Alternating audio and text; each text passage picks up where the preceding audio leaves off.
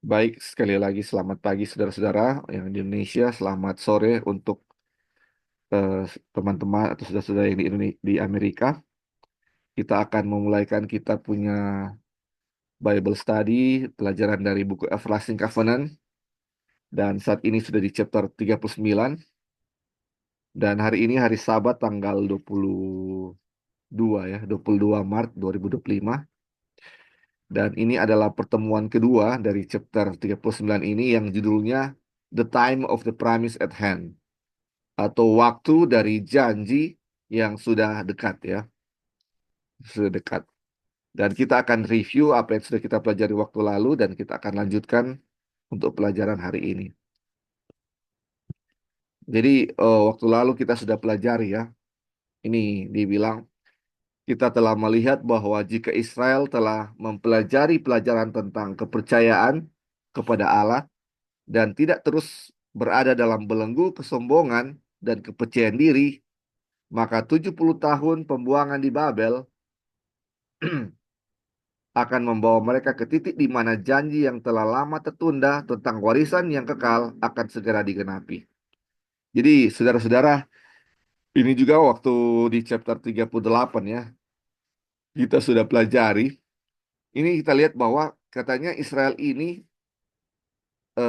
tidak mempelajari pelajaran yang Tuhan sudah berikan kepada mereka. Jadi, sebenarnya dibawa mereka ke Babylon atau ke dalam pembuangan menjadi pelajaran bagi mereka bahwa selama ini mereka tidak percaya kepada Tuhan dan kesombongan yang selama ini mereka miliki bisa dihempaskan ke tanah ya, atau dengan kata lain ini pembuangan ini akan membuat mereka rendah hati dan lebih percaya kepada Tuhan.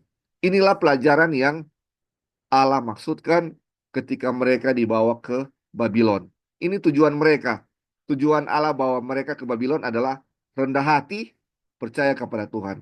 Itu pelajarannya.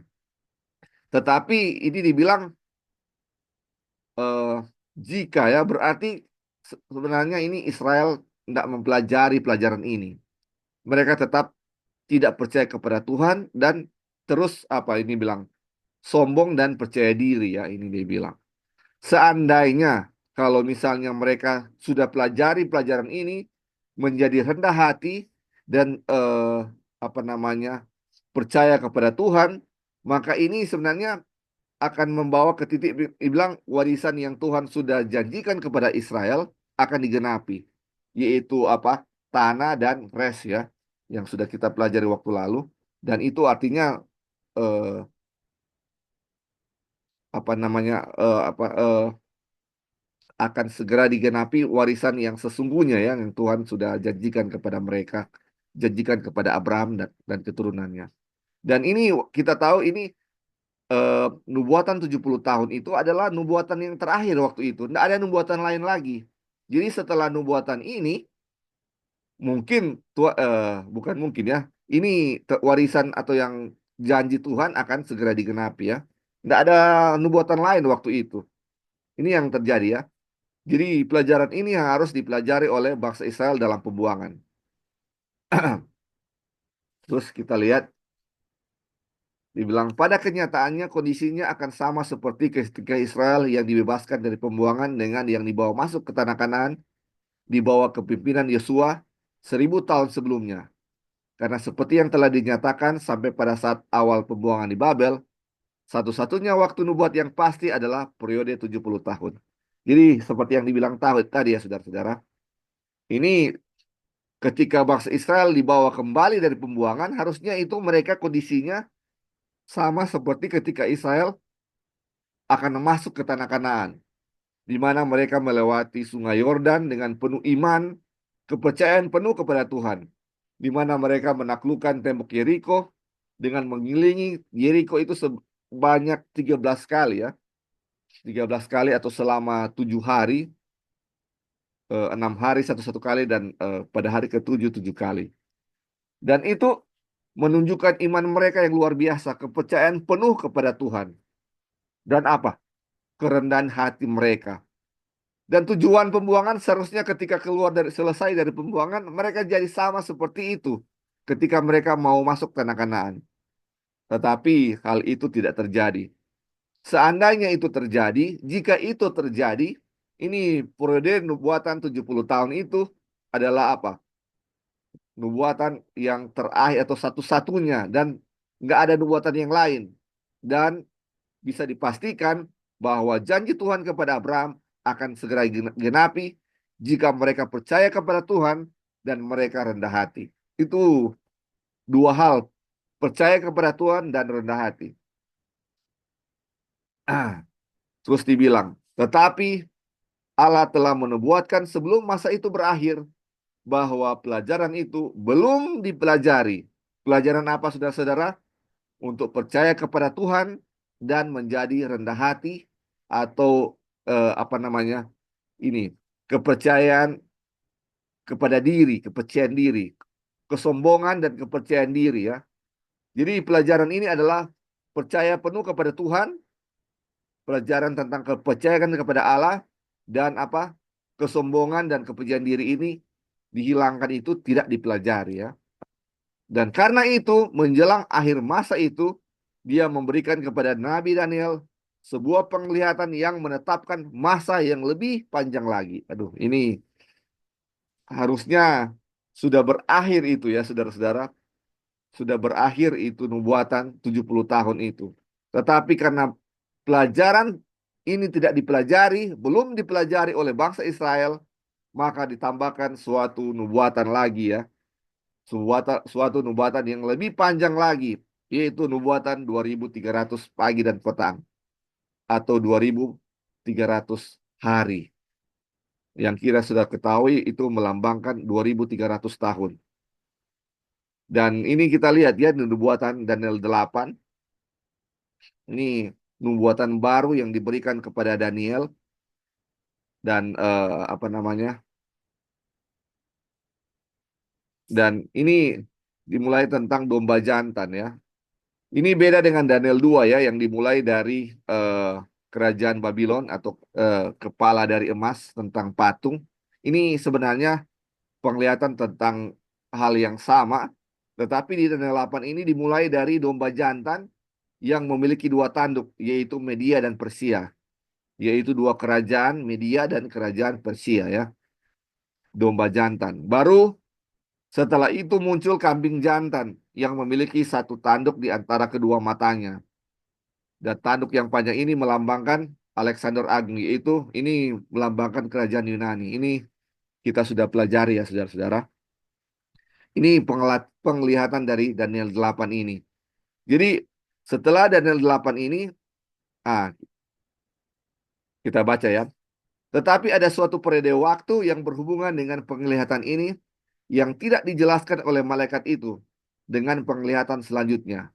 Masa itu adalah 2300 hari, atau secara harafiah 2300 petang dan pagi. Jadi saudara-saudara, setelah nubuatan Daniel 8 ini dan dijelaskan bahwa domba jantan adalah Media Persia, kambing jantan adalah Yunani, baru itu muncul kerajaan Roma nanti.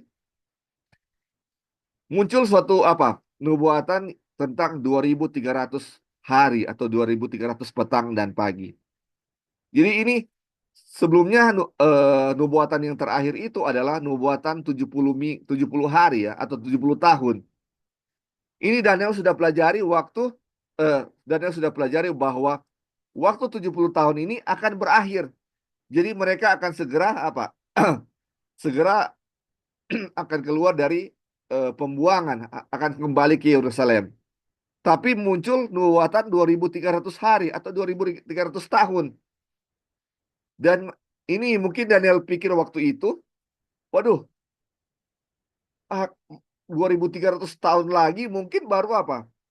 Bangsa Israel kembali lagi ke Yerusalem. Ini akan waktunya lama sekali, karena kalau kita lihat ya, kalau 2300 hari itu, kalau eh, secara harafiah atau secara eh, literal ya, kita mau konversikan ke tahun, itu mungkin cuman 6 tahun 3 bulan ya, 6 tahun 3 bulan. Dan ini 2003 hari ini, atau 6 tahun 3 bulan ini tidak masuk akal. Jadi sama seperti ayat yang bilang 1 hari itu sama dengan 1 tahun, maka nubuatan 2300 hari ini adalah 2300 tahun ya. Dan ini suatu periode yang panjang sekali ya, yang panjang, yang sangat panjang. Dan Daniel pikir, aduh ini kalau mereka mau kembali ke Yerusalem 2300 tahun depan, waduh ini sudah sangat ini ya, sudah sangat lama Kak, sangat-sangat lama. Dan dia makanya ini dia tidak mengerti akan nubuatan ini. Dan kita lihat di Daniel 9, Daniel apa? Dia berpuasa dan dia berdoa mengenakan kain kabung, meminta petunjuk Tuhan. Dan Tuhan apa? Dan Tuhan melalui Gabriel memberikan apa? Dia punya dia punya penjelasan tentang nubuatan ini. Malaikat bilang, tetap 70 tahun itu akan dilaksanakan bahwa apa? Bangsa Israel akan kembali ke Yerusalem. Tetapi 2013 itu adalah benar juga ya, itu yang dibilang di situ. Terus dibilang 70 minggu, 490 tahun ditetapkan atau dipotong dari 2300 tahun atas bangsa Yahudi. Mereka harus mulai dari keluarnya perintah untuk memulihkan dan membangun kembali Yerusalem. Perintah ini secara lengkap dan jelas dapat kita temukan dalam Esra 7 ayat 11 sampai 26 dan diberikan pada tahun ke-7 pemerintahan Artasasta, Raja Persia, yaitu tahun 457 sebelum Masehi. Dimulai pada tahun 457 sebelum Masehi, 490 tahun akan berakhir pada tahun 34 Masehi. Jadi ini nubuatan-nubuatan yang sudah kita baca yang di kitab Daniel. Ini 2300 tahun, ada 490 untuk apa? Untuk bangsa Yahudi atau bangsa Israel. Mari kita lihat ya, dia punya gambaran tentang 2300 tahun ini. Jadi kita lihat ini ya, kalau dari mari kita lihat. Ya, ini 457 ini dekret atas sastra untuk membangun kembali Yerusalem yang kita sudah baca tadi, yang di Esra 7 ayat 11 sampai 26 atau ini ayat 1 sampai 27. Jadi ini dimulai 457, baru kalau 2300 sampai tahun 1844 ya ini. Tetapi untuk bahasa Yahudi 70 minggu atau 490 tahun ini akan berakhir tahun 34 AD atau sesudah Masehi. Masehi ya. Yang kita tahu tahun 34 ini untuk bangsa Yahudi.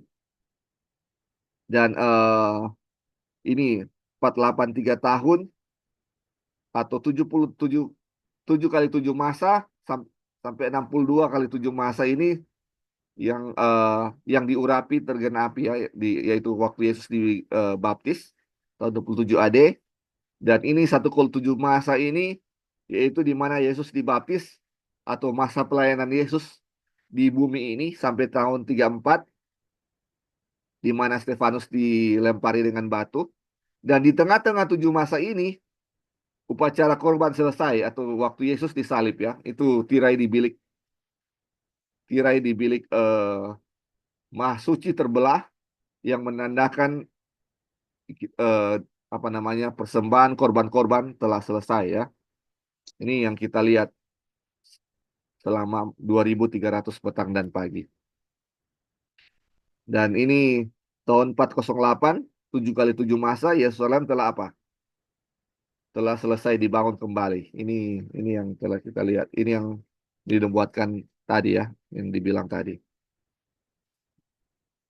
Oke, iya. Ini yang sudah kita pelajari waktu minggu lalu ya, saudara-saudara. Mungkin ada tambahan dari teman-teman sebelum kita akan mulai dengan pelajaran untuk hari ini. Ini sekedar review waktu hari minggu lalu yang kita pelajari. Mungkin ada yang mau tambahkan? Halo, Li. Ya, silakan, silakan. Bisa dengar? Ya, bisa dengar. Oke. Ya, baik. Selamat pagi, teman-teman di Indonesia. Selamat sahabat. Um, jadi kita juga baru tahu ya, ternyata kalau nubuatan 70 tahun itu, ternyata itu kalau bangsa Israel belajar dari pengalaman, itu nubuatan terakhir ya. Iya, iya. Dan Satu-satunya. kemudian satu-satunya nubuatan, dan itu nubuatan terakhir. Dan kalau bangsa Israel belajar dari pengalaman mereka itu, Tuhan Yesus akan datang kan Iya, sebenarnya, kemudian the first time, kemudian mati untuk menebus dosa-dosa manusia, karena itu sudah dinubuatkan di Kejadian 3:15. Kemudian janji itu sudah akan diberikan kepada iya, bangsa Israel. Tetapi karena mereka tidak learn dari mereka punya mistake, akhirnya Tuhan kasih lagi another nubuatan, nubuatan. tahun nubuatan yang baru lagi 2300, dan di mana di dalam nubuatan itu ada nubuatan mengenai uh, Tuhan Yesus akan lahir, mulai dia punya ministry, kemudian dia akan mati ya. Jadi aduh, sayang sekali ya, ternyata kalau kita baca di sini bahwa Tuhan Yesus sebenarnya sudah mau datang anytime. Maksudnya apa ya, itu semua tergantung dari bagaimana kesetiaan umat bangsa Israel dan bagaimana Tuhan mau menyelamatkan semua. Dia nggak mau ada yang binasa, sama seperti orang tua. Orang tua nggak mau ada anak-anaknya satupun hilang gitu. Jadi apapun yang dibikin sampai semua anak-anak itu bisa diselamatkan. Begitu juga Tuhan. Dia bikin segala cara untuk kasih pelajaran kepada bangsa Israel, bagaimana mereka ditawan untuk tetap rendah hati, untuk bergantung kepada Tuhan sebagai pengalaman mereka di masa lampau, di mana mereka bergantung kepada Tuhan, disitulah kemenangan. Tapi di saat mereka mau menggunakan kekuatan mereka sendiri, disitulah kejatuhan mereka. Nah, di situ mereka tidak belajar, malah di Babylon malah lebih parah mereka punya keadaan di situ. Jadi akhirnya Tuhan bilang, oh ini mereka tidak belajar dari hukuman yang kita sudah berikan, mereka nggak belajar dari pelajaran masa lampau. Akhirnya Tuhan extend lagi another prophecy sampai di zaman kita kan di 2300, 1844, sampai kita sekarang ini sudah tidak ada tahun nubuatan Iya, lagi kita. Iya betul. kan? Iya, Sesudah 1844 sudah nggak ada. Jadi kapan Tuhan datang? Nah, itu kedatangan Tuhan tergantung di mana kalau umat-umatnya sudah merefleksikan karakter Tuhan di gereja, baru dia datang. Kalau umat-umatnya sudah belajar dari pengalaman bangsa Israel dan merendahkan diri, bergantung sepenuhnya kepada Tuhan, baru dia akan datang, baru pekabaran, istilahnya pekabaran ini akan jadi loud cry, baru dunia mendengar, kemudian dia datang. Nah, kedatangan Tuhan itu tergantung kepada siapa? Orang-orang apa yang menerima pekabaran ini dan bagaimana pekabaran ini merubah kehidupan kita. Jadi ini juga pelajaran untuk saya pribadi ya, maksudnya orang so belajar selama ini apa efeknya dalam saya punya kehidupan gitu loh. Dan pelajaran yang bagus yang kita belajar dari bangsa Israel, kita juga berdoa bahwa orang juga bisa mengalami pengalaman yang positif ya, yang orang belajar dari bangsa Israel, bukan pengalaman kejatuhan mereka. Oke, thank you.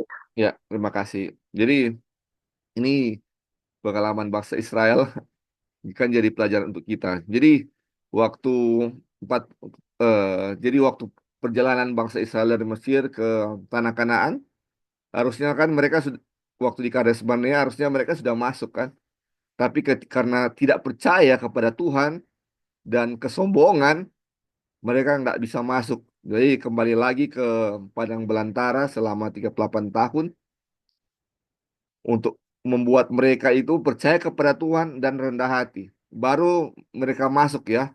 Setelah 40 tahun di padang belantara, akhirnya mereka masuk dengan kepercayaan ya. Ketika mereka lewat itu Sungai Yordan, ini sudah ada kepercayaan penuh dari bangsa Israel kepada Tuhan.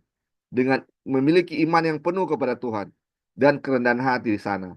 Waktu mereka melakukan Yeriko, hal yang sama ya, saudara-saudara.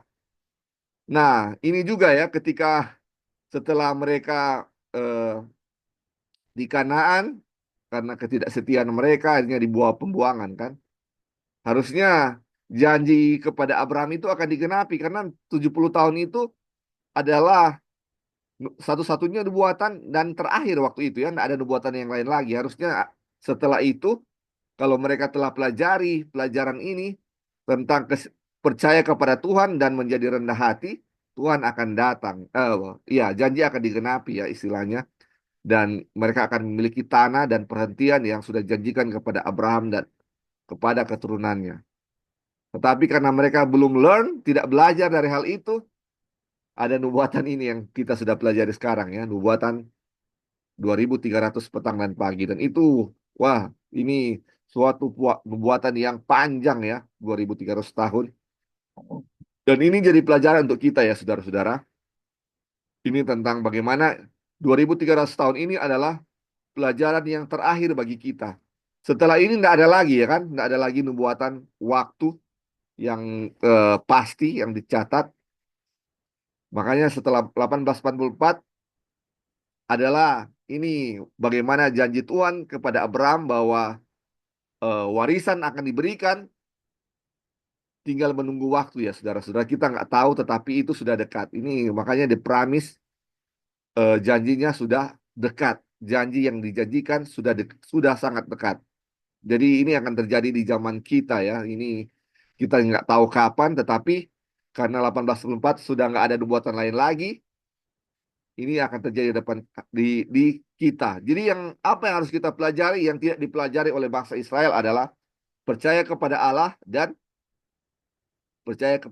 menjadi rendah hati, menghilangkan kesombongan dan kepercayaan diri kita. Dan Tuhan akan datang dan memenuhi janjinya kepada kita, janji kepada Abraham dan apa? Dan keturunannya untuk memiliki warisan ya, warisan atau janji warisan kekal yang akan diberikan kepada kita. Itu yang sudah kita pelajari waktu lalu ya. Mungkin ada tambahan lagi dari teman-teman yang lain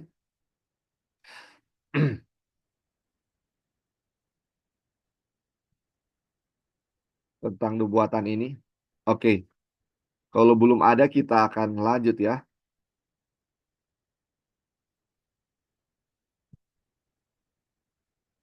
Iya. Jadi kita akan melanjutkan apa yang sudah kita pelajari waktu lalu, yang terakhir sudah kita baca ya.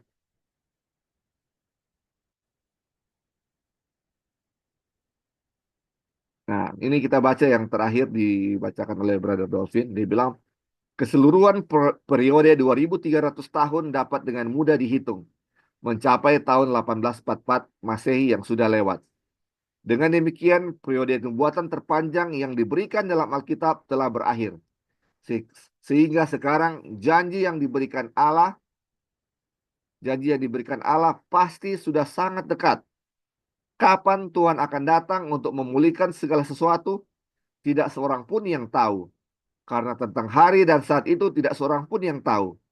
Setiap perhitungan yang dilakukan untuk menentukan tanggal kedatangan Tuhan adalah spekulasi belaka tanpa dasar kebenaran. Jadi saudara-saudara seperti yang kita sudah lihat tadi ya, nubuatan 2300 hari atau petang dan pagi itu adalah nubuatan yang terakhir. Dan ini menandakan apa? Janji yang akan diberikan Allah sudah sangat dekat ya, sudah sangat dekat. Tetapi kapan itu tidak ada yang tahu dibilang ya. Tidak ada yang tahu.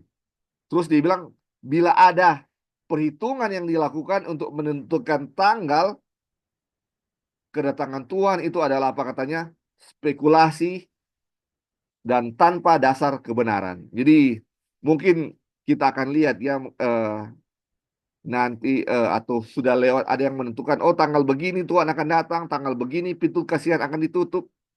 Ada yang sudah menentukan tanggal-tanggal tertentu ya dengan kejadian-kejadian, perhitungan ini, perhitungan itu, dan dibilang itu adalah apa? Spekulasi belaka dan tanpa dasar kebenaran. Jadi ini saudara-saudara kita jangan mudah terperdaya oleh hal-hal tersebut. Ini banyak sekali yang di luar sana yang mulai apa?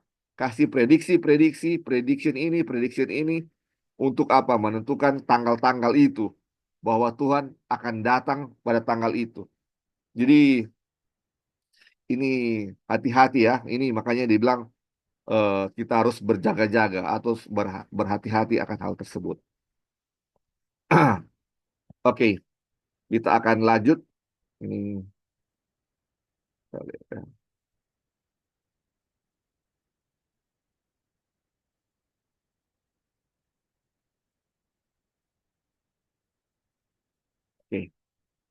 Ini subjudulnya waktu yang diberikan untuk orang Yahudi. Namun mari kita perhatikan sejenak periode 490 tahun yang dikhususkan untuk bangsa Yahudi. Jadi kita sudah lihat ya tadi di chartnya itu bahwa 490 tahun itu adalah waktu untuk orang Yahudi. Orang Yahudi. Sampai tahun 34 di mana Stefanus dilempari dengan batu dan itu berakhir di mana berakhir di mana orang bangsa Israel sebagai umat pilihan ya. Terus mari kita baca. Dibilang, apakah itu adalah masa di mana Allah akan bersikap pilih kasih, di mana ia tidak memperhatikan keselamatan orang-orang lain?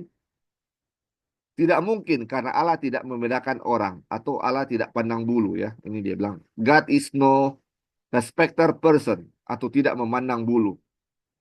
Jadi saudara-saudara ini ada pertanyaan ya, ini ketika 490 tahun itu untuk orang Israel sebagai umat pilihan, apakah katanya waktu itu Tuhan pilih kasih cuman sayang saja kepada bangsa Israel dan keselamatan bangsa-bangsa kafir atau bangsa-bangsa lain Tuhan tidak pedulikan. Karena ini kan masa 490 tahun bangsa Yahudi atau bangsa Israel di mana mata Allah cuma di situ, cuma di bangsa Israel. Tidak pedulikan bangsa-bangsa lain. Apakah katanya Tuhan itu pilih kasih seperti itu? Dan dibilang ini yang di warna kuning dibilang impossible. Tidak mungkin Tuhan seperti itu.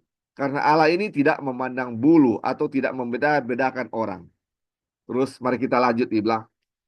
Ini hanyalah sebuah bukti dari kesabaran Allah di mana ia akan menunggu selama bertahun-tahun bagi bangsa Israel untuk memberi kesempatan untuk menerima panggilan agung sebagai imam-imam Allah untuk memberitakan janjinya kepada dunia. Tetapi mereka tidak mau. Sebaliknya mereka sendiri telah melupakannya sehingga ketika Mesias datang, mereka menolaknya. Jadi saudara-saudara, ketika 490 tahun waktu untuk bangsa Israel di mana Israel sebagai umat pilihan Tuhan dan berakhir di tahun 34 ini hanyalah apa katanya? Bukti dari kesabaran Tuhan di mana katanya dia menunggu selama bertahun-tahun untuk bangsa Israel memberi mereka kesempatan untuk menerima untuk apa namanya? Menerima panggilan agung sebagai apa? Imam-imam Allah atau priest ya, priest of God ya, imam-imam Tuhan untuk apa? Menjadi eh, memberitakan Injil kepada dunia. Atau waktu lalu kita pelajari bahwa Israel untuk menjadi misionaris bagi dunia ya. Di mana supaya orang-orang seluruh dunia bisa mengetahui tentang nama Tuhan melalui mereka. Ini adalah waktu yang Tuhan berikan bagi mereka dan Tuhan terus memanggil ya dengan memberikan nabi-nabinya sebagai Israel menjadi suatu contoh bagi bangsa lain. Tetapi mereka tidak mau. Mereka tidak mau. Bahkan mereka menjadi lebih jahat dari bangsa-bangsa di sekitarnya. Terus dibilang sehingga waktu apa namanya Tuhan datang ketika Yesus datang, Mesias datang pada kali yang pertama, mereka apa? Mereka menolak. They rejected him. Bangsa Israel menolak mereka. Waduh, ini luar biasa. Jadi Tuhan sangat memperhatikan bangsa seluruh dunia ya, seluruh orang, seluruh umat manusia. Bukan pilih kasih ketika 490 tahun itu bukan hanya bangsa Israel yang dia kasihi. Semuanya. Tetapi 490 tahun itu adalah kesempatan bagi bangsa Israel untuk menerima panggilan menjadi imamnya. Menjadi imam Allah yang menjadi terang bagi seluruh dunia sehingga orang seluruh dunia mengenal siapa nama Tuhan itu ya dan mereka mencari nama Tuhan itu. Tetapi apa? Mereka menolak. Oke, sampai di sini saudara-saudara ada yang mau tambahkan? Luar biasa ya ini waktu. Ya, silakan nih, silakan. Di, pas pelajaran dari bangsa Israel, kita hmm, merasa satu hal yang sangat istimewa. Kenapa? Karena bagaimana Tuhan pilih bangsa Israel, kemudian waktu Tuhan pilih bangsa Israel, dia ada misi kan untuk Ya, bangsa Israel itu.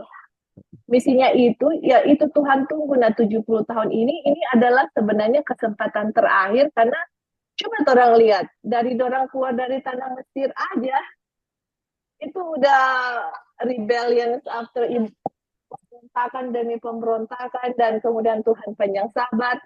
Dan kalau orang lihat dia punya cerita, bangsa Israel, orang punya cerita positif hanya sedikit sekali dibandingkan dengan cerita negatif gitu. Iya. Dan ya Tuhan punya panjang sabar itu panjangnya minta ampun ya. Sampai 70 tahun itu adalah waktu di mana terakhir diberikan kesempatan. Kenapa? Karena di periode itu Tuhan Yesus datang gitu loh. Dan bagaimana mereka mau memperlakukan anak Tuhan itu, itulah bagaimana uh, yang menutup pintu mereka ya, di mana mereka reject Tuhan Yesus, mereka sendiri yang crucify Tuhan Yesus. Dan itu pun Tuhan masih kasih waktu lagi 3,5 tahun. Aduh, akhirnya Stefanus dilempari dengan batu, dan you know what, that's it gitu. Pintu kasihan ditutup secara kepada bangsa Israel, dan kemudian diberikan kepada Gentile. Nah, kita lihat ya dari nubuatan itu sesudah 34 tahun itu kan sebenarnya tidak ada bangsa pilihan yang Tuhan pilih khusus untuk memberitakan dia punya misi di saat itu. Dan akhirnya di tahun 1844 Tuhan ada satu kelompok umat Tuhan yang Tuhan pilih yang misinya itu sama dengan bangsa Israel Iya. gitu. Makanya kita disebutkan bangsa Israel modern. Ada teman-teman, kalau Tuhan mau belajar pengalaman bangsa Israel terus mau compare dengan orang punya diri, yang orang saman ini ya di saat ini, what a privilege, hak istimewa yang Tuhan berikan kepada orang gitu loh. Terus lucunya ini saya pribadi ya, kok kita nggak belajar dari bangsa Israel dulu gitu loh. Kok kita selalu komplain, bangsa ini keras kepala, mereka mengkhianati Tuhan Yesus, crucify Tuhan Yesus. Ya sebenarnya sama dengan orang gini di saat ini gitu loh. Apa yang orang bikin itu mengulangi sejarah bangsa Israel. Dan keterlaluan sekali bangsa Israel sudah ada pengalamannya. Orang sudah lihat pengalaman bagaimana cerita positifnya, cerita negatifnya. Tapi in reality orang punya kehidupan selalu mengikuti sejarah bangsa Israel di negatifnya, bukan positifnya gitu. Buktinya apa? Pekabaran ini belum tersebar luas, orang tidak menjadi misioneri yang seharusnya Tuhan mau orang menjadi misioneri. Kenapa nggak jadi misioneri? Karena apa yang saya mau kabarkan, saya aja nggak tahu apa pekabaran yang mau dikasih. Apa yang saya mau witness kepada orang lain, saya aja nggak ada testimoni sendiri. I mean, I'm speaking to myself ya, kita nggak tunjuk teman-teman. I'm talking to myself karena dari pelajaran-pelajaran ini saya bilang, aduh Tuhan keterlaluan ya, maksudnya saya pribadi itu tidak memenuhi misi yang Tuhan berikan kepada bangsa Israel yang harusnya itu adalah misi saya juga saat ini gitu loh. Nah, kenapa kita tidak keluar atau memberitakan firman Tuhan kepada orang lain? Ya karena yang tadi saya bilang ya, saya mau bilang apa, saya mau kasih tahu apa. Seperti bangsa Israel, banyak sekali mujizat yang Tuhan lakukan di hadapan mereka. Itu yang harus mereka berikan kepada orang lain untuk orang lain mengetahui ini Tuhan yang berkuasa gitu loh. Ini pengalaman yang kita sudah lalui gitu. Nah sekarang saya mau kasih keluar, saya mau kasih tunjuk apa pengalaman yang saya alami sendiri untuk saya bisa kasih kepada orang lain yang mau Tuhan yang berkuasa gitu loh. Kuasa Tuhan lebih dahsyat dari istilahnya ya itulah saya nggak bisa pergi karena saya nggak ada pengalaman sendiri gitu. Makanya dengan cerita ini kita diajak untuk apa ya, at least ada pengalaman kita dengan Tuhan, bagaimana kita bergantung kepada Tuhan sepenuhnya, dan kemudian pengalaman-pengalaman itu sama seperti di zaman Tuhan Yesus, orang-orang yang Yesus sembuhkan nggak perlu Yesus suruh-suruh, malah disuruh dia mereka pergi. Kenapa? Karena mereka alami sendiri gitu. Nah itu yang Tuhan mau kita sendiri untuk kita kasih ke orang lain gitu. Bisa untuk kita kasih ke orang lain kalau kita nggak ada. Bagaimana saya mau kasih kepada orang lain, saya sendiri nggak ada. Nah dengan pengalaman bangsa Israel inilah yang mengajak kita untuk benar-benar mempunyai pengalaman sama seperti mereka, supaya kita ada pengalaman dibagikan ke seluruh dunia bagaimana kuasa Tuhan itu yang luar biasa untuk orang-orang bisa mengenal Tuhan kita yang sebenarnya. Dan tanda kuasa Tuhan yang luar biasa itu adalah hari Sabat. Iya. Oke, thank you. Iya, terima kasih. Betul sekali ya. Ini adalah pelajaran untuk kita sebenarnya juga ya. Bangsa Israel adalah kita adalah bangsa Israel modern, umat-umat Tuhan saat ini. Dan ini menjadi suatu pelajaran juga ya, saudara-saudara. Tuhan saat ini bukan hanya apa namanya tidak membeda-bedakan dia punya kasih. Mungkin oh Tuhan cuma sayang ke orang Advent di mau ada nubuatan-nubuatan ini. Cuma orang Advent yang tahu dan dia tidak artinya yang lain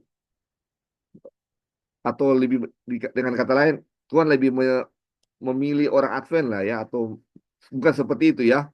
Dia tidak membeda-bedakan orang, Tuhan tidak membedakan orang, dia juga mengasihi orang-orang lain di sana yang bukan Advent juga ya sudah-sudah kita bisa bilang.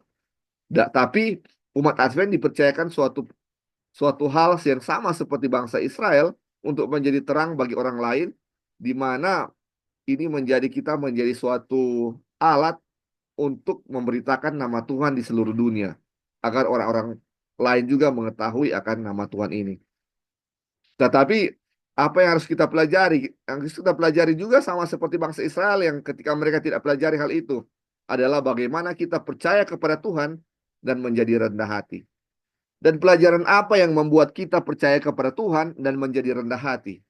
Yaitu adalah pelajaran pembenaran oleh iman, di mana yang membuat iman kita kepada Tuhan, percaya akan kuasa Tuhan, bergantung sepenuhnya kepada firman Tuhan, dan bagaimana kebenaran kita dibawa ke dalam debu tanah ya saudara-saudara.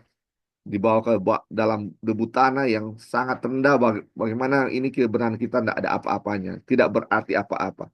Itulah yang harus kita pelajari. Dan sebelum kita bawa ke dunia, itulah harus menjadi pelajaran kita dan harus kita apa? Terapkan kepada diri kita sendiri ya, saudara-saudara. Oke, ada yang mau tambahkan lagi sebelum kita lanjut? Kalau belum kita lanjut ya, saudara-saudara. Dia bilang, jadi dari yang, Li. oh ya, silakan, silakan. Oke, sedikit aja Li, satu. Ya, iya, silakan, silakan. Yang tadi itu orang-orang yang ada prediksi-prediksi mengenai waktu Oh iya, iya, tadi itu, ya itu sangat betul ya. Kenapa? Karena setan itu mau mengalihkan kita punya pemikiran prediksi waktu. Jadi orang-orang itu excited kan, misalnya kan orang dulu pernah for midnight nih, for midnight cry, nggak boleh begini, nggak boleh begitu. Tuhan semua datang, the last president, excited gitu. Maksudnya ya, ada yang excited, ada yang ketakutan, ada sudah bermacam-macam perasaan campur baur gitulah ya. Udah ketakutan bikin ini, udah begini, kasihan sudah menutup.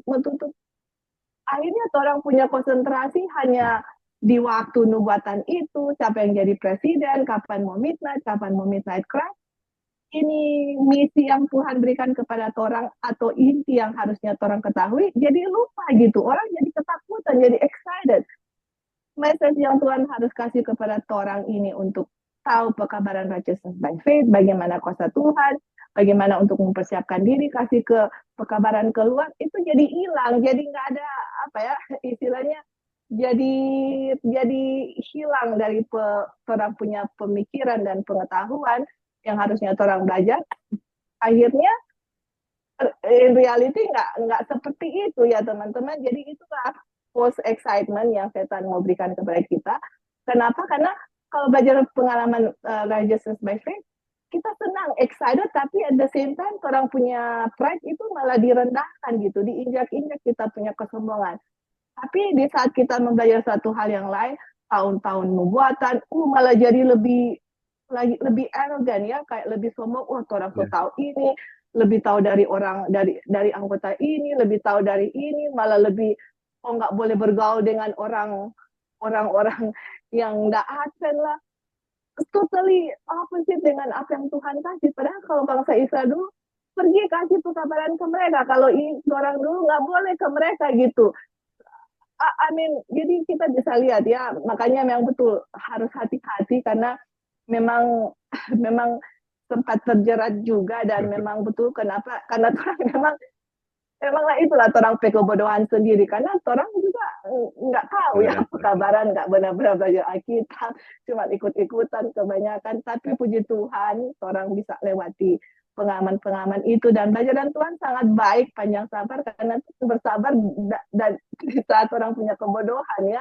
Dan memang kalau kita sendiri kita sincere, maksudnya sungguh-sungguh ikut pekabaran itu, tapi sungguh-sungguh tertipu jadinya gitu. Jadi akhirnya makanya untuk benar-benar supaya tidak tertipu ada kutipan Ellen White, ada Alkitab yang jadi petunjuk kepada orang mana untuk ajaran-ajaran apapun yang masuk memang harus benar-benar pray about it dan kembali lagi ke Alkitab dan Roh Nubuat.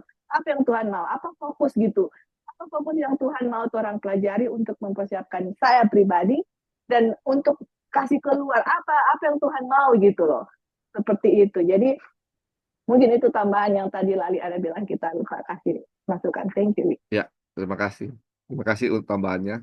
Jadi mengapa ini pelajaran ini sangat berkesan di hati karena ini pengalaman kita juga ya masing-masing ada jadi pengalaman kita. Jadi ini memang hal itu betul-betul terjadi ya ketika Waggoner bilang seperti ini dan kitab suci bilang seperti itu, nubuatan Ellen White bilang seperti itu bahwa akan ada orang yang akan bilang nubuatan waktu ya. Oh, akan setelah waktu ini mungkin mereka evade kalau apa namanya bahasa Inggris evade rupa kayak menyembunyikan dia punya tanggal tetapi oh habis kejadian ini sudah mau ini.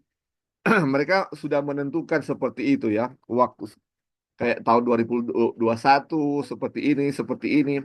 Jadi ada apa namanya sudah secara tidak langsung sudah menyatakan nubuatan waktu ya.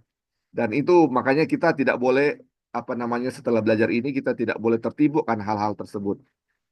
Jadi ini kalau secara pribadi ya saya lihat ini golongan-golongan orang Advent ini kebanyakan ya saudara-saudara, kebanyakan seperti ini.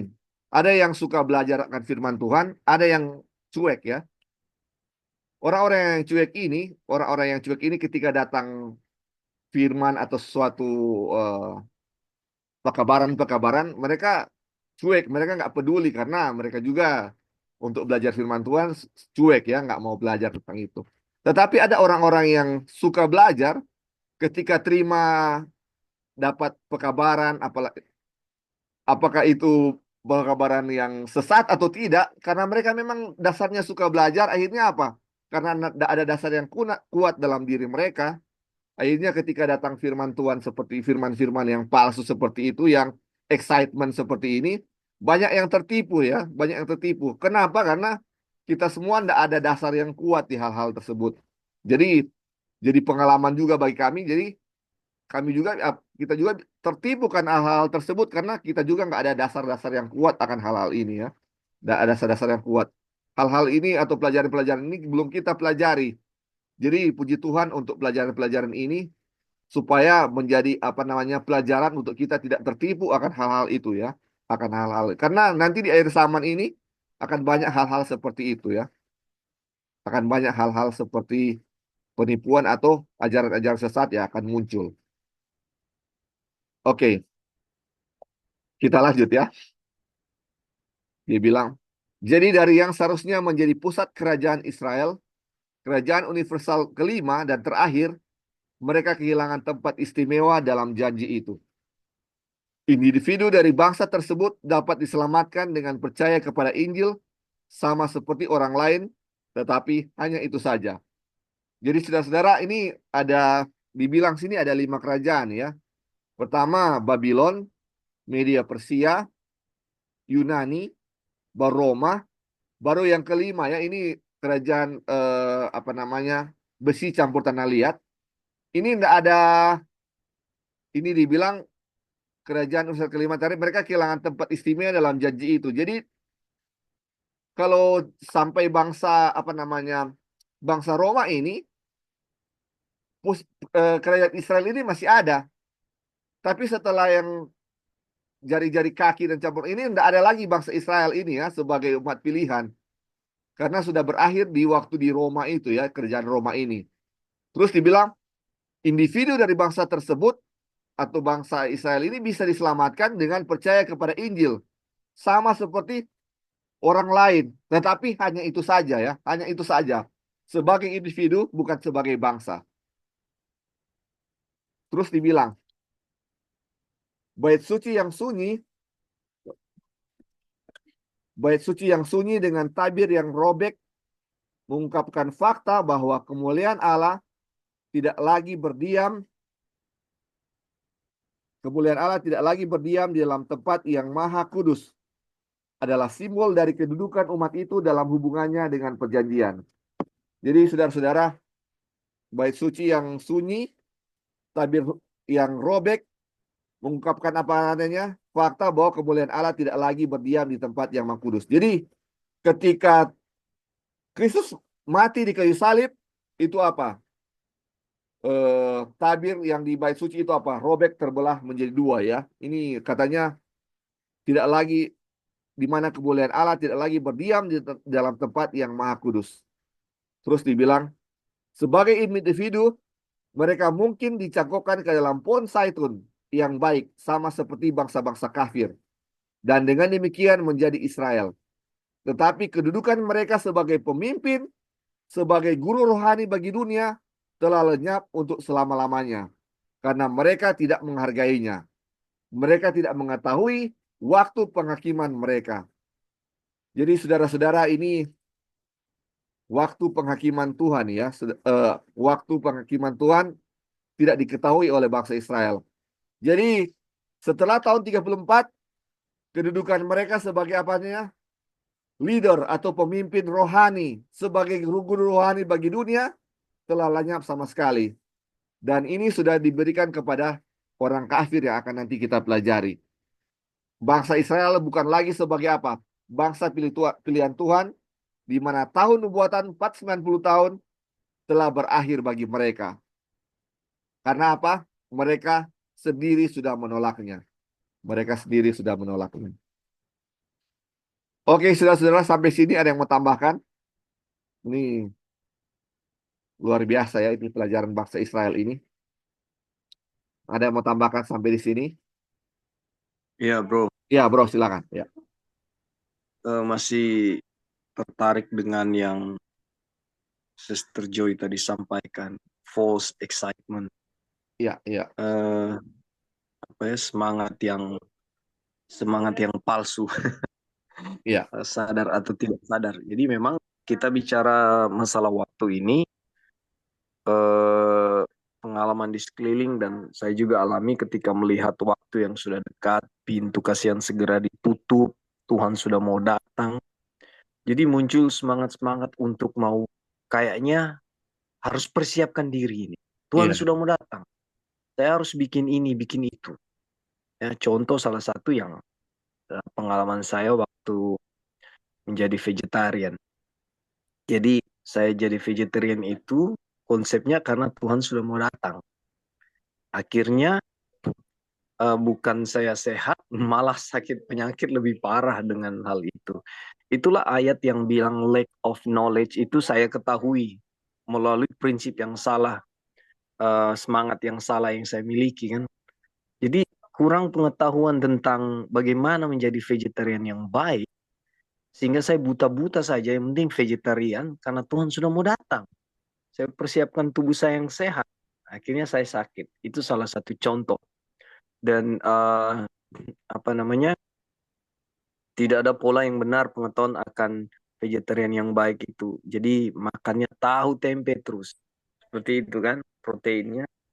Dan apa namanya, contoh kecil juga sama dengan, oh ya, yang penting tahu tempe ini makanan sehat kok. Nah, buta-buta istilahnya. Begitu juga dengan prinsip country living. Konsep yang diambil adalah melangkah saja. Nanti Tuhan yang pimpin sisanya. Lihat bangsa Israel waktu mereka melangkah di apa namanya, Laut Merah ya. Mereka mau menyeberang itu yang penting melangkah saja. Nanti sisanya Tuhan yang pimpin. Ternyata setelah diselidiki pelajaran itu, sebelum mereka pergi meninggalkan Mesir, mereka itu mempersiapkan. Jadi ada persiapan yang dilakukan situ, lalu mereka melangkah. Jadi miskonsep-konsep seperti ini yang bikin pada akhirnya kita salah paham bagaimana mempersiapkan diri datang kepada Tuhan.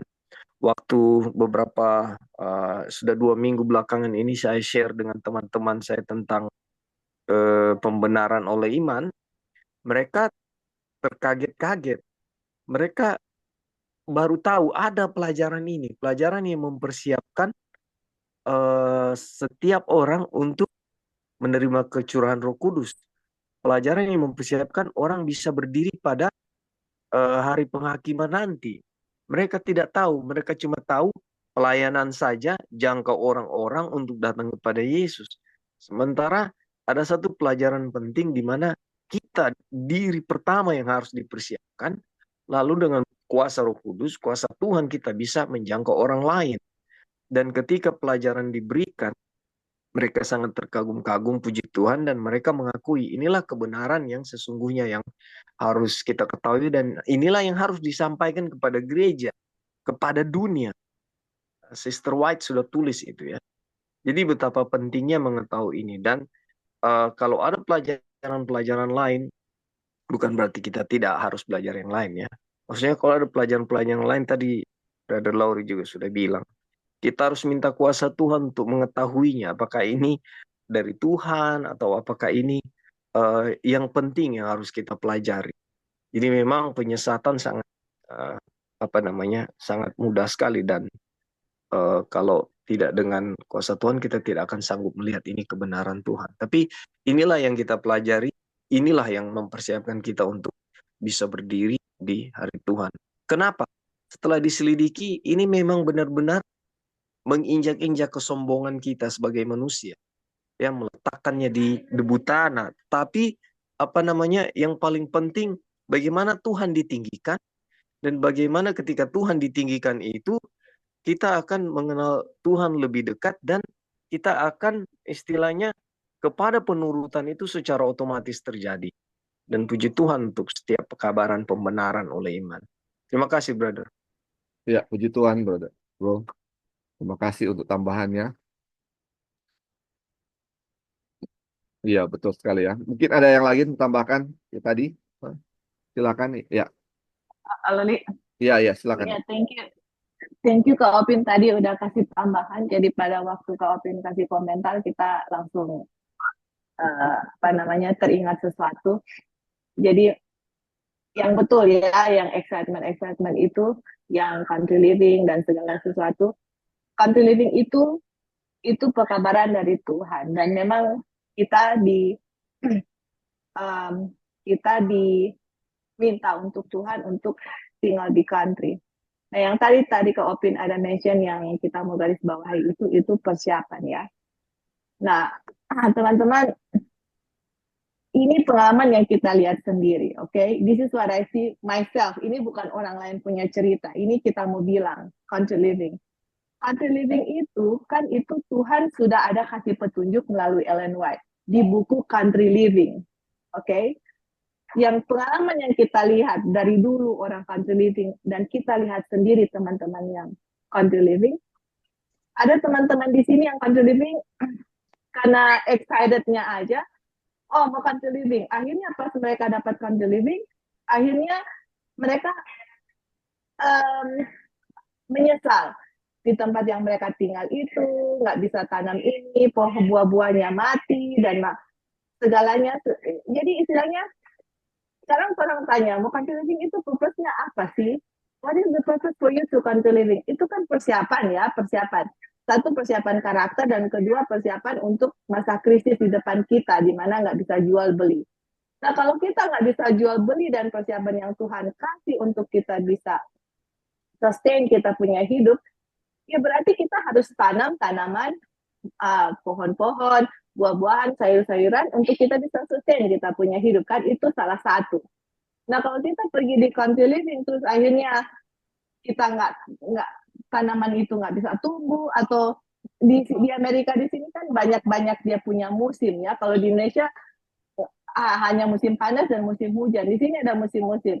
Ada yang di tempat dingin. Jadi kalau di tempat dingin itu istilahnya gimana saya bisa survive, atau gimana pohon atau buah-buahan itu, tumbuh-tumbuhan itu, sayur-sayur itu bisa bertumbuh gitu dan bisa menghasilkan. Nah, itu yang kita harus berdoa dan pelajari untuk bisa grow kita punya own food begitu.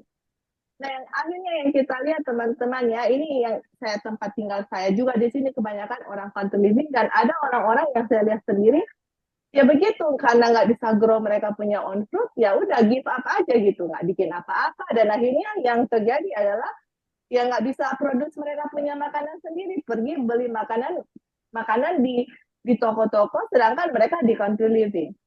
Ada juga orang yang country living karena nggak ada persiapan, pergi begitu saja nggak ada persiapan, akhirnya ujung-ujungnya kawin sama orang yang punya kepercayaan yang aneh-aneh lah begitu, karena ya dia udah nggak tahu mau tinggal di mana gitu. Teman-teman, itu faith, walking by faith dengan apa kotek satu yang Assumption. hampir mirip presumption gitu.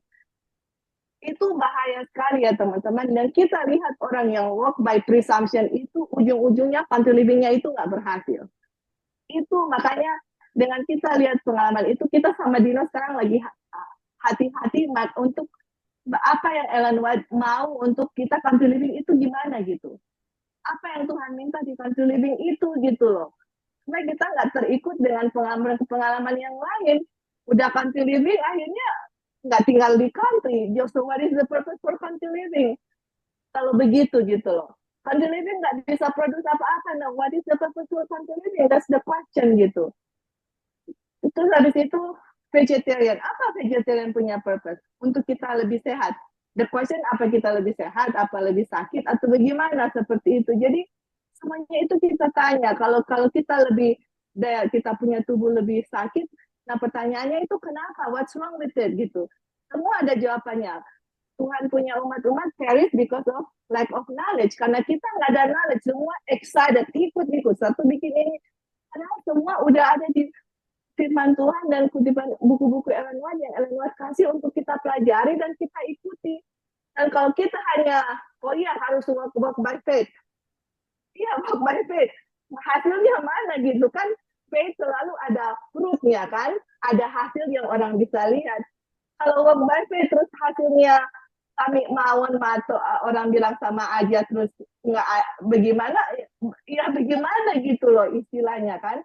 Jadi kita harus hati-hati dengan faith, dengan presumption. Tuhan sudah kasih pekabaran, country living sudah kasih kesehatan dan banyak pekabaran. Kita harus pelajari benar-benar untuk ikuti dan minta Tuhan tolong untuk, kalaupun misalnya contoh, saya sudah bikin mistake lah contoh, let's say saya sudah abaikan Tuhan atau hanya ikut-ikutan. Sekarang apa langkahnya berikut apa? Oh di tempat saya nggak produce anything. Ya kita harus cari tahu benar-benar sama Tuhan gimana ini untuk saya bisa kelola tanahnya, atau bagaimana untuk bisa saya fulfill dengan tujuan country living itu apa gitu. Ellen White bilang orang country living hidup, orang yang tinggal di country living hidupnya harus seperti raja dengan ratu, makanannya abundance atau banyak gitu loh. Nah kalau saya nggak bisa, tanaman nggak bisa tumbuh, ya nggak, Tuhan punya purpose nggak bisa fulfill, dan kita itu jadi berkat untuk orang lain. Makanannya abundant, kita share kepada tetangga, kepada community, itu purpose country living gitu loh. Kalau itu nggak bisa di situ, ya saya harus tanya gitu. Jadi kita harus kembali lagi ke step pertama ini, by faith or by presumption. Kita harus baca lagi bukunya, apa yang saya harus lakukan next. Untuk kita punya persiapan ya, begitu juga kita punya keluarga, saya punya keluarga. What's next? Apa yang Tuhan mau? Apa Tuhan punya purpose country living? Di kesehatan, apa Tuhan mau? Harusnya seperti kita bertanya seperti itu, dan kita nggak tunjuk finger ya, kita ini individu karena keselamatan individu. Saya sekarang mau bagaimana dengan persiapan itu? Nah itu yang tadi Kak Opin bilang. Mereka keluar dari tanah Mesir. Betul, mereka melangkah by faith, tapi Tuhan yang menunjuk mereka pergi. Apa yang mereka lakukan? Saya by faith, saya harus ikut apa yang Tuhan berikan, di petunjuk yang Tuhan berikan melalui Ellen White, seperti itu. Jadi itulah untuk apa namanya kita benar-benar mempersiapkan diri, dan juga mengenai pekabaran. Apa Tuhan punya pekabaran yang Tuhan mau saya miliki untuk kasih ke dunia? Ya ini the third angel's message, sudah banyak sekali Ellen White punya kutipan yang tadi Kak Opin bilang. mempersiapkan kita berdiri di hari penghakiman. Ini adalah pekabaran untuk penuaian. Aduh, dan banyak sekali teman-teman yang bisa disil dan segalanya segala sesuatu, banyak sekali pekabaran yang dikhusus untuk pekabaran malaikat ketiga. Jadi itulah purpose pekabaran malaikat ketiga, untuk saya bisa dimatangkan, dipersiapkan untuk saya bisa pergi kasih kepada orang di dunia. Oke, itu aja Li tambahannya. Thank you. Iya, terima Thank kasih. you, Joy. Ya, Thank you Kak Acil, terima kasih. puji Tuhan Kak. Thank you, ada kesindir sedikit. Mungkin ada Tahu tambahan dari sini Kak ada. Acil atau Ya, apa yang Joy bilang itu banyak betulnya. Cuma bagi torang ada plus minusnya lah ya. ya. Karena ya itulah kayak terang dulu punya pelajaran, jadi terang kayak Iya, ya harus country iya, living. Jadi ya orang bertindak istilahnya ya mau bilang buta-buta iya juga, mau bilang enggak ada untungnya juga buat orang, karena kalau enggak mungkin orang nggak dapat tempat lah ya.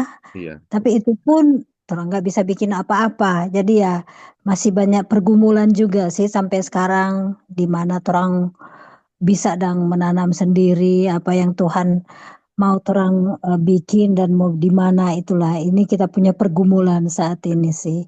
Tolong doakan ya. Thank you. Terima kasih Kak. Jadi ini memang kita melangkah waktu lalu kan itu sesuai dengan apa yang kita dengar, dan itu mungkin kita baca dari firman Tuhan. Tapi mungkin ada hal-hal yang missing dari apa yang kita pelajari ya, dan itu menjadi pelajaran untuk kita ke depannya. Terima kasih ya untuk tanggapannya. Ya, Ya, Li, halo. suggestion Li. Oh iya. ya. Silakan Tante Kori. Tunggu sebentar. Oh ya, silakan Cuman Joy, silakan Joy. sebentar aja, 1 Ya, menit. ya. Jadi mungkin habis pelajaran ini, dari orang belajar ini, orang bisa ambil waktu untuk baca lagi buku Country Living. Iya, Supaya orang semua, karena itu kan orang salah satu persiapan itu Country Living. iya, Jadi supaya orang baca sama-sama dan orang mengerti semua. Jadi sekarang orang bukan melangkah buta-buta, tapi ada petunjuk melangkah by faith. Jadi mungkin setelah pelajaran ini orang break dulu di Third Angels Message, terus belajar buku Country Living, baca buku Country Living dan diskusi. Oke, thank you. Go ahead, Tante Kor. ya. Oke. Setuju. Ya, cuman mau aminkan aja apa Joy bilang, apa ya Acil juga selalu sampaikan, juga apa itu Lali sampaikan, karena pengalaman. Rasa ini teman yang pasti di Country Living. So berjuang. Akhirnya Tuhan kasih lihat bahwa bukan begitu. Dapat lagi teman, oh ini yang pas, ini yang sudah berapi-api lagi berusaha. Tapi persiapannya itu betul yang kata tadi, jelas sekali Joy sampaikan. Persiapan yang penting tuh hati ya, hati. So bisa orang nyatu dengan orang, sabaran so ada atau enggak gitu. Juga persiapan, so ada mau dimakan di sana enggak. Orang walaupun orang ada uang ya, tapi kayaknya yang paling penting di sini hati kita kepada Tuhan dan sesama. Betul, Luar ya. biasa. Jadi pelajaran buat pribadi ya, Tante Kori pribadi selama ini berapa tahun belakangan ini, banyak hal yang Tuhan nyatakan bahwa persiapan itu bukan cuman uang, bukan cuman teman lahan, Ya. tapi Betul. dan itu Tante Kori alami sekarang. Dan ya terima kasih bisa juga ngikutin di grup ini, walaupun kadang-kadang nggak ikut ya, Joy tahu sendiri. Tapi puji Tuhan, walaupun di hari ini ada yang masuk dan ada yang menguatkan bahwa persiapan itu memang sayang Tante Kori nggak bisa ikut karena harus berangkat ini ke gereja. Tapi nantilah mungkin bisa join lain waktu atau nanti ambil di pelajaran lain ya. Terima kasih. Ada rekamannya kok, Ya. Tante Kor. Terima kasih. Ya. Ada rekamannya. Iya. Ya. Itu dia. Ya puji Tuhan aja. Tapi mungkin kalau abis ini mau direkam atau enggak yang join Direkam tadi nanti dikasih di upload di YouTube Tante Kor. Boleh lihat di YouTube. Ya. Oke. Ya sekalian pamit. Ya, Terima Tante kasih. Kori, ya selamat beribadah ya. Selamat sahabat. Ya, sama-sama semua ya. Oke, bye semua. Kak, Ya, ini ya Kak. ya, ya, silakan, silakan. Oke. Ya, pasti silakan. Oke, jadi ada tambahan lagi, Pendeta Jeki mau tambahkan? Iya, Silakan, Pak. kalau Menarik ya. jadi saya mau komentari mengenai penetapan waktu ya. Oh iya, silakan ya. Jadi kalau penetapan waktu sebenarnya 70 minggu itu juga sebenarnya adalah penetapan waktu, tapi Iya, untuk bangsa Israel. iya, Dan kita lihat bahwa itu tidak terlalu tidak ya berpengaruh gitulah. Jadi sebenarnya tujuan utamanya kan sebenarnya tabiat kita gitu. iya, Jadi kalau penetapan waktu itu kelihatannya tidak bisa menjadi ukuran tabiat kita. Takutnya ialah bahwa dalam penentuan waktu ini seperti karbitan iya. seperti itu. Jadi terbukti juga penetapan waktu kan sudah ada juga 2300. Iya, Dari 2300 ini kan ininya kan kedatangan Yesus yang kedua kali, iya, bukan perpindahan tugas keimamatan Yesus. iya, Jadi terbukti bahwa itu karbitan dari 50.000 50 ternyata hanya orang. 50 yang Iya, bertahan.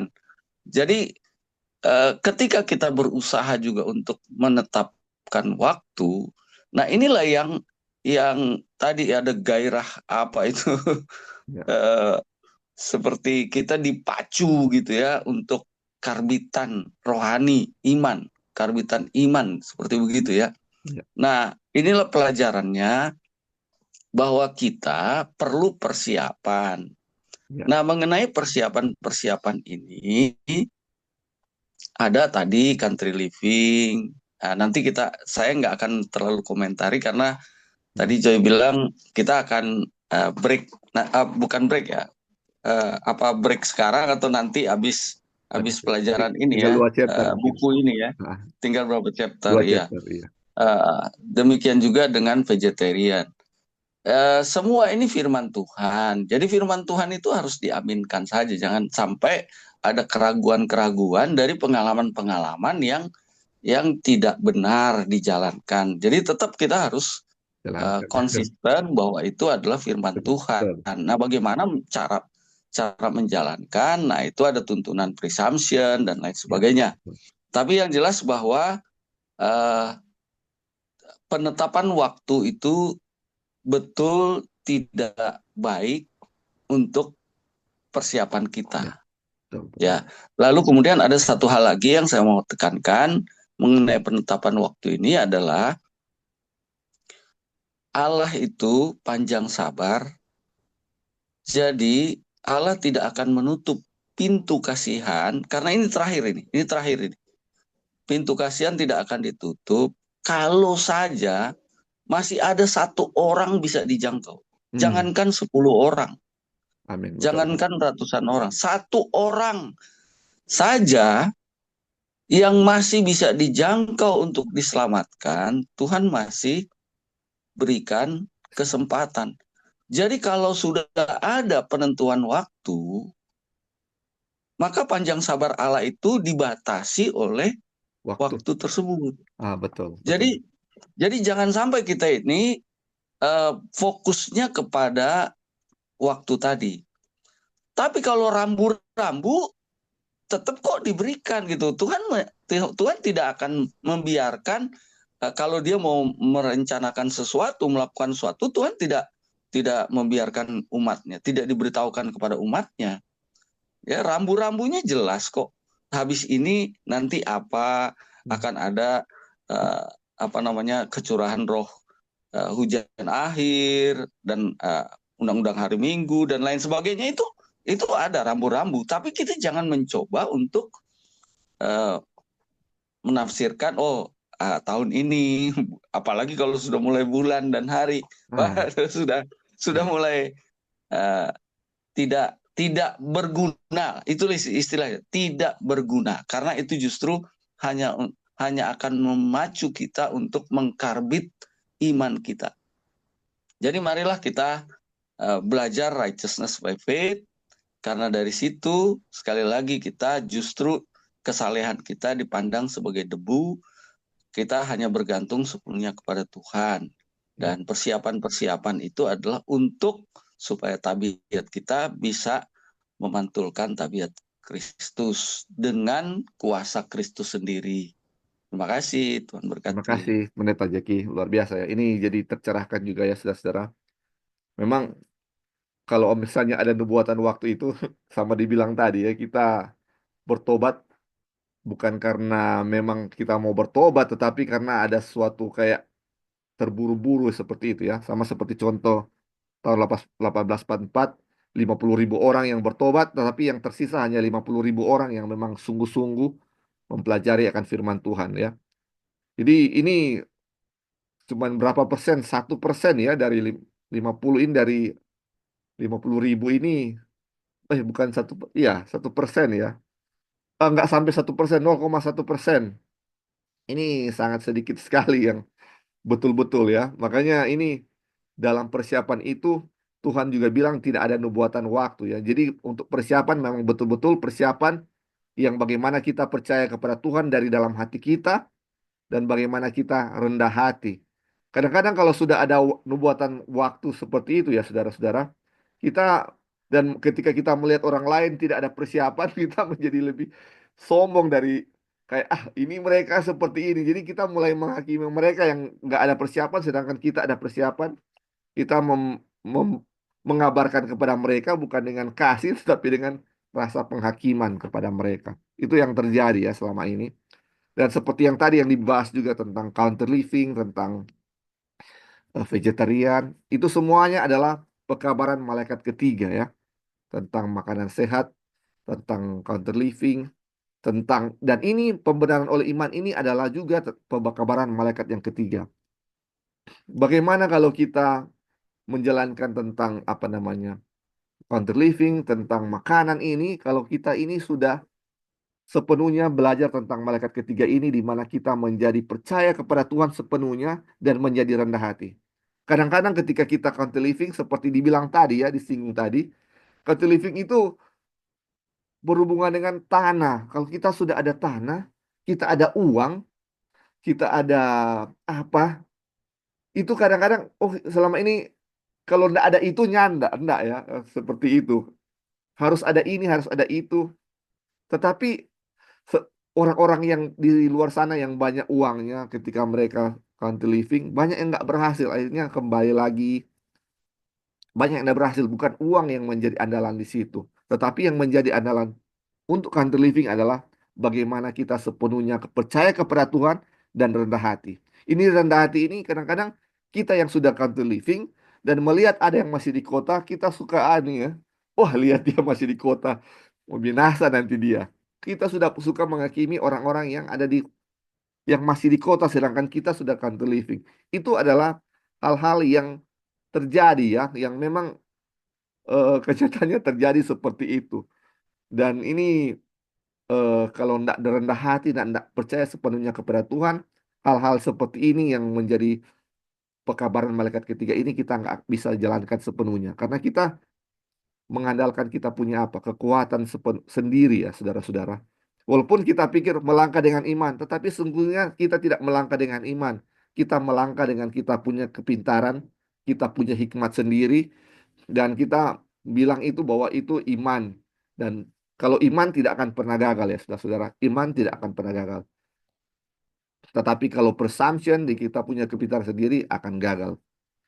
Oke, kita lanjut ya, saudara-saudara. Sebelum ya. Ini judulnya, subjudulnya Saman Orang Kafir. Mungkin ini subjudul terakhir. Dia bilang, Yerusalem dihancurkan dan penduduknya diangkut ke pembuangan ke Babel.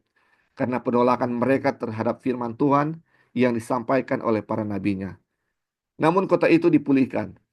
Dan orang-orang diizinkan untuk kembali. Bukan sebagai perenungan, atau dia punya bahasa Inggrisnya afterthought ya.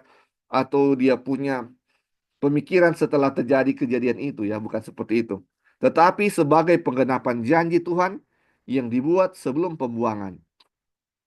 Kepada kota yang telah dibangun kembali dan orang-orang yang telah dipulihkan, datanglah firman Allah dalam diri Yesus dari Nazaret dan sekali lagi ditolak. Karena itu kota dan umat itu kembali menjadi mangsa orang-orang kafir. Ketika menubuatkan kesengsaraannya akan menimpa orang-orang Yahudi dalam penghancuran kota itu oleh bangsa Romawi, Juru Selamat berkata. Jadi saudara-saudara, ini zaman orang kafir setelah 34 AD itu. Kita tahu ya sebelumnya eh, dibawa penawanan ke Babylon ya. Dibawa ke penawanan Babylon karena mereka eh, sudah lebih jahat dari bangsa kafir. Nah, setelah sudah keluar, kembali membangun Ka'bah, dan di zaman Tuhan Yesus di tahun 34, mereka lempari Stefanus dengan batu, dan di tahun 70, kita sudah tahu ya, saudara-saudara, itu kembali dihancurkan oleh bangsa Roma. Kembali apa? Hancur lagi Ka'bah Tuhan itu. Ini karena apa? Mereka menolak apa? Menolak untuk menolak panggilan Tuhan ya.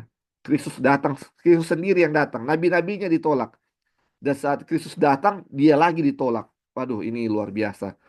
Dan ini ditolak, makanya setelah itu dihancurkan lagi ya ini bangsa Israel ini.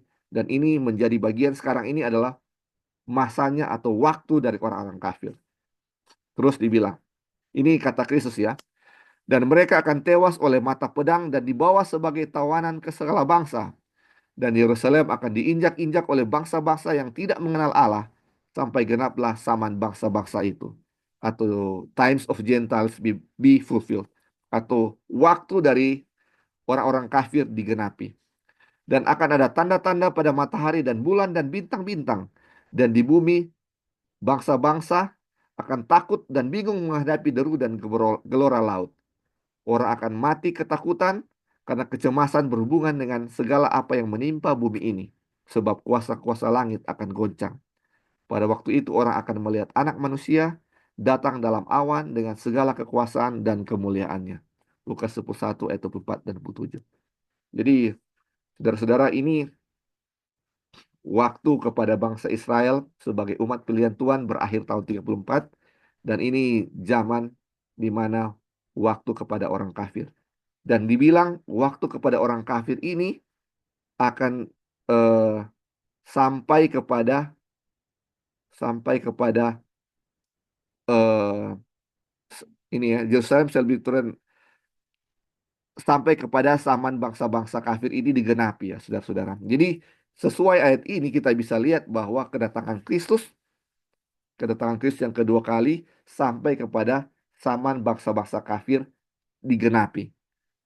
Kita sudah lihat sampai zaman kepada bangsa Israel digenapi tahun 34, dan nanti kepada bangsa kafir digenapi itu akan ada apa namanya janji atau warisan yang Tuhan janjikan akan digenapi ya. Itu yang kita lihat. Dan itu kita lihat dibilang ya tadi bahwa waktu kita tidak bisa prediksi, tapi tanda-tanda daripada kedatangan Tuhan itu akan kita lihat ya. Tanda-tanda di langit kita akan lihat seperti ini di bintang, bulan dan bintang akan kita lihat tanda-tanda sebelum kedatangan Tuhan. Kita tidak tahu itu kapan, tapi tanda-tandanya akan menunjukkan bahwa waktunya apa? Sudah sangat dekat. Itu yang terjadi ya. Jadi sekarang persiapan kita adalah untuk menantikan kedatangan Tuhan. Apa yang harus kita persiapkan menantikan kedatangan Tuhan? Itu adalah apa yang tidak dipelajari oleh bangsa Israel, yaitu bagaimana kepercayaan kepada Allah dan menjadi rendah hati. Dan ini adalah pelajaran tentang pembenaran oleh iman, bagaimana kita sepenuhnya percaya kepada Tuhan dan menjadi rendah hati. Dan segala sesuatu yang persiapan-persiapan bagaimana untuk country living, bagaimana untuk health reform, itu semuanya bisa terlaksanakan dengan hal ini. Percaya kepada Tuhan dan rendah hati. Dimana ketika kita melaksanakannya, kita tidak menjadi sombong dan mulai menghakimi orang lain yang tidak melaksanakannya. Dan kita menjadi apa? Kita menjadi suatu terang bagi orang-orang lain ya saudara-saudara. Ketika kita menjadi orang-orang health reformer, kita menjadi lebih sehat dan orang-orang akan lihat, aduh kita sehat ini bagaimana caranya untuk jadi sehat, dan orang-orang akan mengikuti cara kita untuk menjadi sehat. Itulah yang seharusnya menjadi tujuan kita menjadi health reform. Dan ketika kita counter living, orang-orang akan lihat bagaimana kita menjadi orang yang berhasil, menjadi bahagia di sana, dan orang-orang akan mengikuti cara kita untuk counter living ya. Tetapi kalau kita gagal di sana, itu akan menjadi batu sandungan bagi orang lain. Ketika kita melangkah dengan presumption, bukan dengan iman. Biarlah ini menjadi pelajaran untuk kita ya, saudara-saudara. Dari pelajaran ini. Oke, sebelum kita tutup, saudara-saudara, mungkin ada tambahan dari saudara-saudara dari pelajaran ini. Ini sangat menarik. Bagaimana persiapan kita? Mungkin ada 1-2 tambahan sebelum kita berdoa tutup.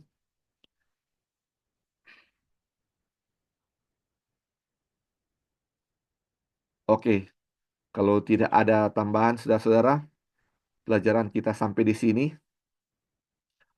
Dan kita akan lanjutkan mungkin besok ya, tentang kedatangan Tuhan, sejujurnya kedatangan Tuhan. Dan biarlah pelajaran ini menjadi pelajaran untuk kita ya, saudara-saudara. Janganlah menjadi sama seperti bangsa Yahudi atau bangsa Israel yang menjadi contoh kita, di mana mereka menolak Tuhan karena mereka tidak mempelajari pelajaran yang Tuhan sudah berikan bagi mereka. Pelajaran kita sampai di sini saya bawa dalam nama Tuhan. Amin.